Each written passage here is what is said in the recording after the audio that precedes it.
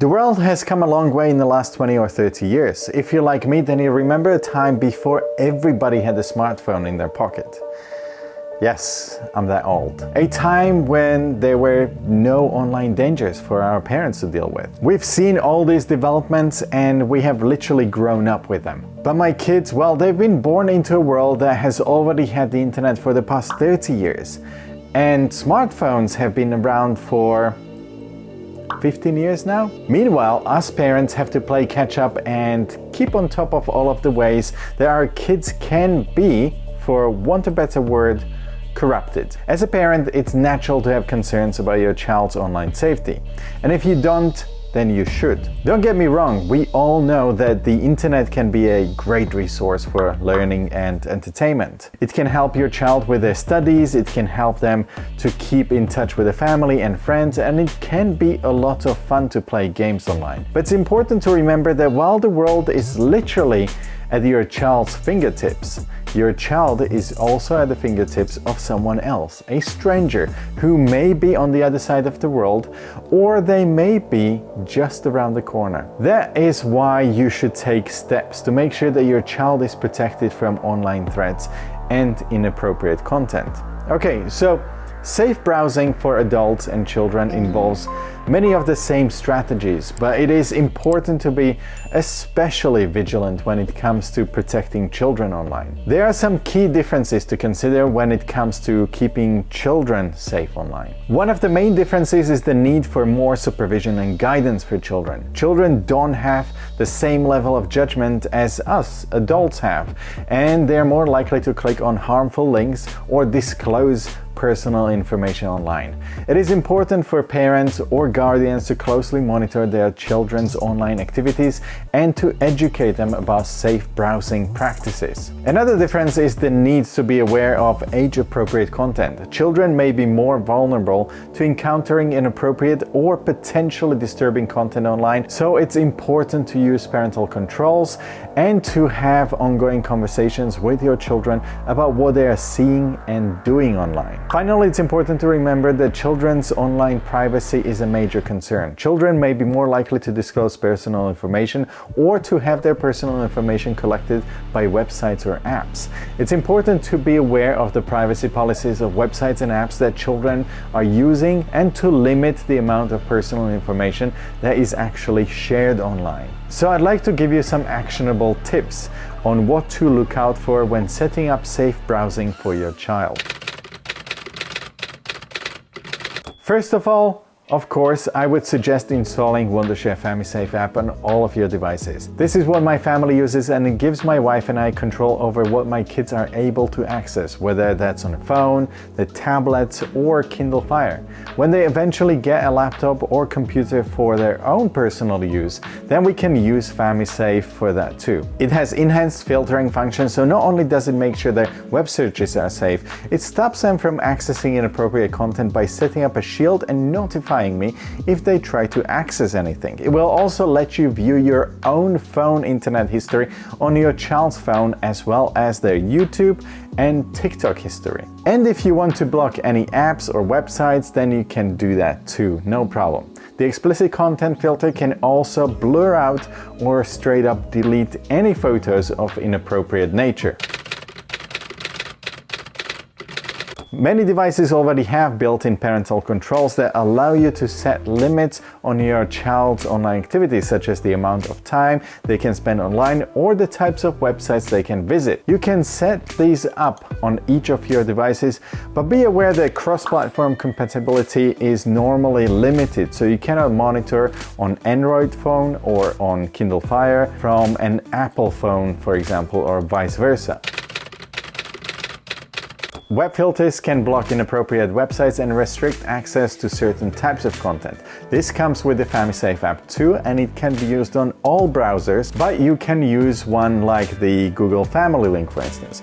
Be aware though that it can only filter searches on the Chrome browser and not any others. So if your child downloads a different web browser, then it will be unmonitored.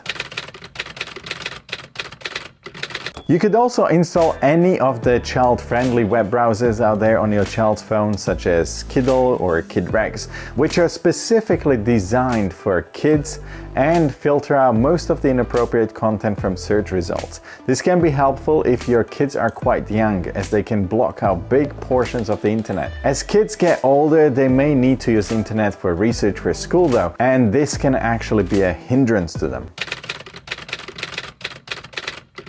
Establish clear rules for your kids' internet usage, such as the amount of time they're allowed to spend online and the types of websites they're allowed to visit. Of course, you have to consider why your child is actually using internet and what they need it for. This can help you establish rules that are appropriate for their age and their needs.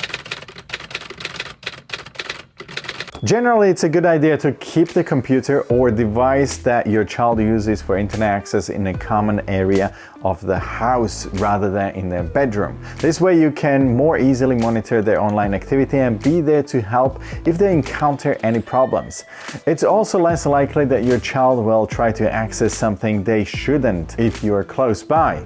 We have our computers in our office space and we have a strict no phones allowed in bedroom rule. Incognito mode, also known as private browsing or private mode, is a feature offered by most browsers these days that allows you to browse the internet without saving any of the browser search history. For adults, this can be useful for a variety of reasons, such as when you want to do something online like shopping, especially at Christmas or around birthdays, and you don't want to leave any traces of purchases, and you don't want them to be saved into browsing history, or when you're using a public or shared computer and don't want to leave any traces of your online activities. But there are several reasons why children should not use or even have access to private browsing functions on any of their devices. For starters, private browsing may give children a false sense of security. Children may believe that they can use private browsing to access any content they want without consequences, but this is simply not how real world works. It's important for children to understand that their online activities can still have real-world consequences even if they are using private browsing. It may also prevent parental monitoring. Luckily, I can still access devices history even when used in incognito mode with Famisafe app, but many other monitoring tools can't do that. Sometimes private browsing can even prevent those tools from working, which can make it more difficult for us to keep our children safe online. The best thing in this case is to try to delete the function if it's possible. If not, then consider changing browser or using a monitoring tool like Famisafe that actually has the ability to monitor your child's activities even when in incognito mode. Overall, it's important for children to use internet responsibly and to understand the limitations of private browsing. While private browsing can be useful tool for adults, it's not a substitute for good online safety habits and parental supervision. Having an up-to-date antivirus protection program installed on your device is one of the best ways to protect your kids and their devices. Kids may be more prone to downloading and installing malicious software, either intentionally or unknowingly, which can compromise their device's security. Antivirus software can help prevent this by scanning for and blocking malware before it can actually infect the device. They may be more vulnerable to online threats such as phishing attacks, scam websites, and other forms of cybercrime. The software can help protect against these threats by identifying and blocking them. And of course, malware and other forms of malicious software can slow down a device and cause it to crash or freeze, or even prevent it from starting up. Antivirus software can help improve a device's performance by identifying and removing these threats.